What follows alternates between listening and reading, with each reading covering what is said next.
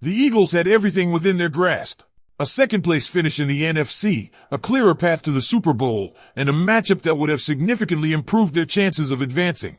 But instead of seizing the opportunity, they let it all slip away in a game where decisions made long before the start of the match could come back to haunt them. Philadelphia's 24-7 loss to the Washington Commanders in Week 18 wasn't just an insignificant ending.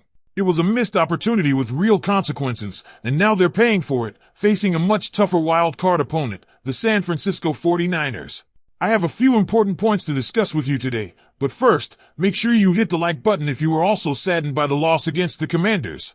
If possible, write something like, "Go Eagles! Let's turn this around." Nick Sirianni made the controversial choice to rest his starters. And while the logic is understandable, dealing with a team physically and mentally taxed after a grueling season and a shortened offseason, it came at the wrong time. All the Eagles had to do was beat a struggling Commanders team that started many of its top players, while Philadelphia rolled out backups like Tanner McKee and a patchwork offensive line. Had the Eagles won and the Bears lost, which they did, on a last-second field goal against Detroit, Philadelphia would have secured the number 2 seed.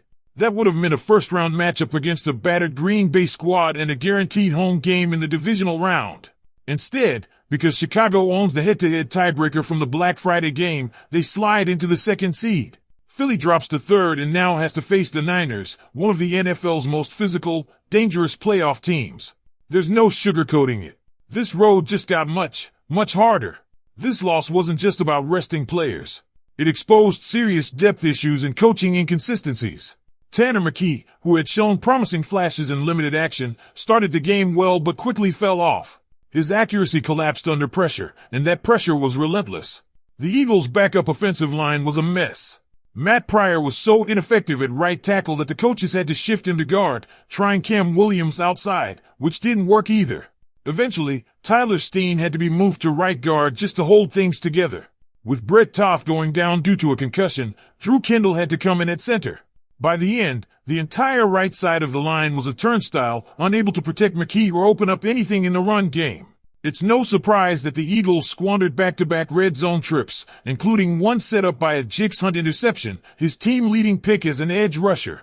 Philadelphia came away with 0 points on both drives, due in part to baffling play calling from Kevin Patullo.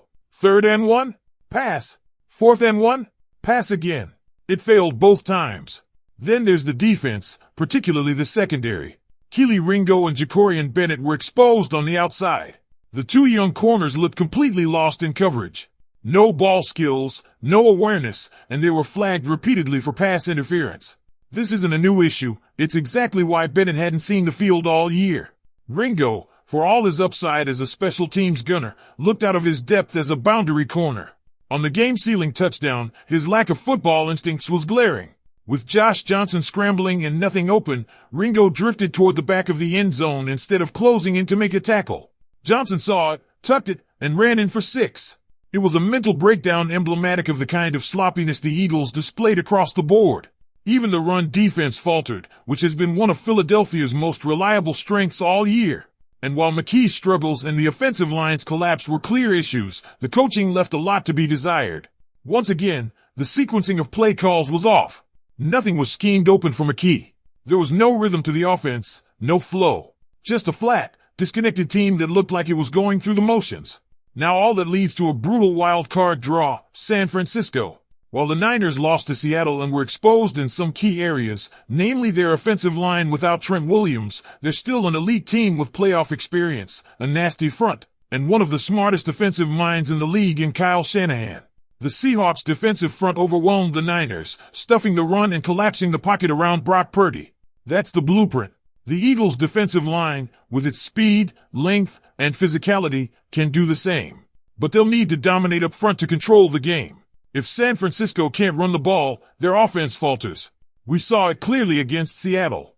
McCaffrey had no room, Purdy had no time, and their attack couldn't get into a rhythm. But it's not just about disrupting Purdy. The Niners' receiving core isn't loaded with elite talent. Ricky Pearsall missed the last game and remains questionable with back and knee issues. He's a sharp route runner when healthy, but hasn't been able to stay on the field. Other options like Demarcus Robinson, Jawan Jennings, and Kendrick Bourne are tough, but not game breakers. They're not going to beat you with speed. They'll rely on yards after the catch and schemed plays, and that's where Kyle Shanahan can do real damage. But if Philadelphia can shut down the run and make Purdy throw under pressure, they'll have a real chance to stall this offense. On the flip side, this San Francisco defense isn't what it used to be. Losing Nick Bosa and Fred Warner has gutted the heart of the unit. They are last in the NFL in sacks, last in pressure rate. They struggle to stop the run and can't cover well. Outside of Diamador Lenore, their secondary is thin. Guys like Renardo Green are average at best, and safeties Jair Brown and Malik Mustafa are aggressive, but not sound in coverage. The Eagles can exploit this. If the offensive line holds up, and that's a big if, Jalen Hurts should have time to work the middle of the field. This is where the Birds can attack. The formula is clear: run the ball, make San Francisco respect the ground game, and then take shots when the defense starts to creep up. Chump plays will be there. Still, this is not the situation Philadelphia wanted.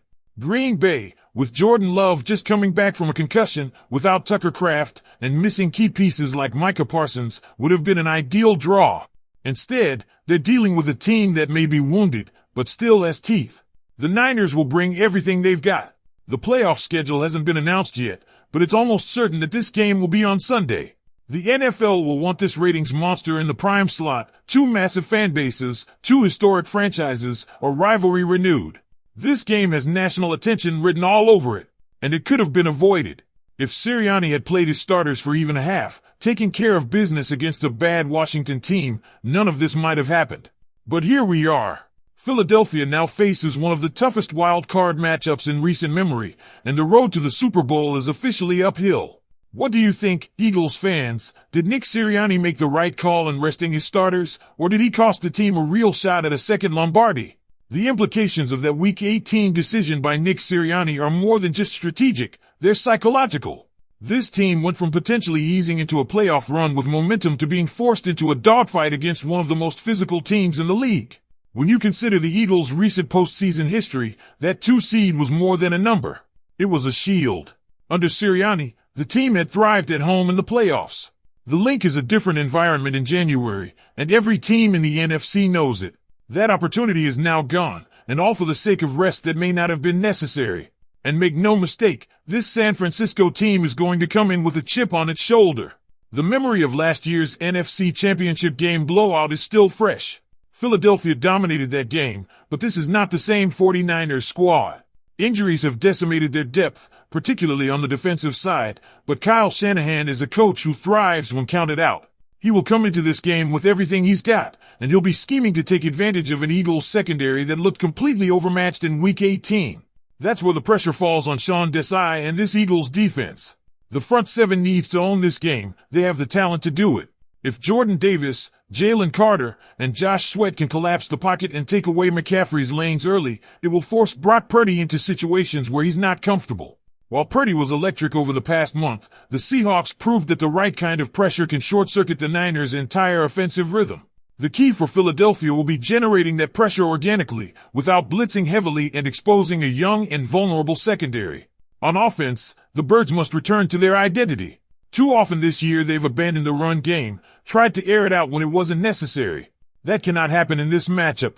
San Francisco is allowing chunks of yardage on the ground, and if Philadelphia can assert dominance at the line early, the playbook will open up. Jalen Hurts, operating with time and space, is still one of the most dangerous quarterbacks in the league. But for him to find A.J. Brown, Devonta Smith, and Dallas Goedert downfield, it starts with establishing the run and forcing the Niners to react. That's also where coaching will be under the microscope. Brian Johnson, Patullo, and Sirianni have to call a better game. The red zone failures against Washington were inexcusable. A 4th-and-1 pass with a backup quarterback and a makeshift offensive line? That's not situational awareness, that's reckless. In the playoffs, every possession matters. There is no room for wasted opportunities or questionable sequencing. If the Eagles don't fix that now, they won't survive against a team as disciplined as San Francisco. Looking at individual matchups, one player who could have a massive impact is DeAndre Swift. The Niners linebacker core without Fred Warner lacks the sideline-to-sideline speed to keep up with backs in space. Swift, with his vision and burst, is tailor-made to exploit those gaps. Screens, swings, misdirections, getting him in space could be the difference between 3 points and 7. Similarly, Don't be surprised if Kenneth Gainwell plays a more prominent role in the passing game, especially with how aggressive San Francisco's safeties have been. The checkdowns will be there, and if the Eagles can stay patient, they can methodically move the ball.